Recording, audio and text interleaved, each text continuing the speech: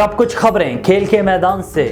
سعودی عرب میں ڈاک کار ریلی کی ڈرائیور ماہا الحملی کے گاڑی کو حادثہ پیش آیا۔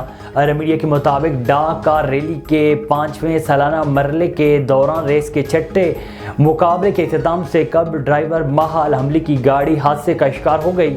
اس حادثے میں ان کی گاڑی الٹ گئی تھی، جس کی وجہ سے وہ اب 2024 ڈاک کار ریلی کے مقابلے میں سے باہر ہو گئی ہیں۔ عرب میڈیا کے مطابق خاتون ڈرائیور کو اس حادثے میں کچھ چوٹیں آئیں۔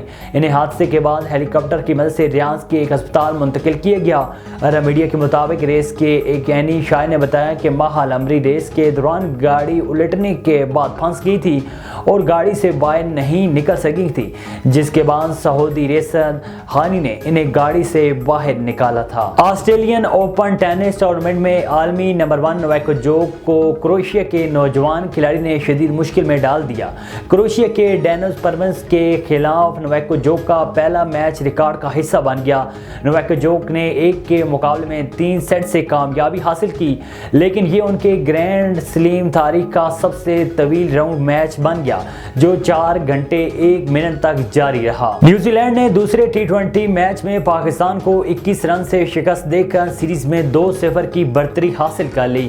نیوزی لینڈ کی جانب سے 195 رنز کے ہدف کے تعاقب میں پاکستانی ٹیم 173 رنز پر آؤٹ ہو گئی۔ بابر اعظم اور فخر زمان کی سنچریاں بھی رائیگان چلی گئیں۔ پاکستانی ٹیم ہدف کے تعاقب میں اننگز کا مستحکم آغاز نہ کر سکی۔ قومی ٹیم کے اوپنرز ایک بار پھر ناکام ہو گئے اور صرف 10 رنز پر ہی 2 وکٹیں گر گئیں۔ اوپنر سائم ایوب صرف 1 سکور ہی بنا سکے اور چھکا لگانے کی کوشش میں ٹیم سعودی کی گیند پر باؤنڈری پر کیچ دے بیٹھے۔ محمد رضوان بھی جم کر نہ کھیل سکے اور 5 گیندوں پر 7 رنز بنا کر چلتے بنے۔ تاہم بعد میں آنے والے بلے باز فخر زمان نے جارحانہ انداز اپنایا اور ٹیم کا مجموعی سکور 97 تک پہنچا کر 50 رنز پر ہمت ہار بیٹھے۔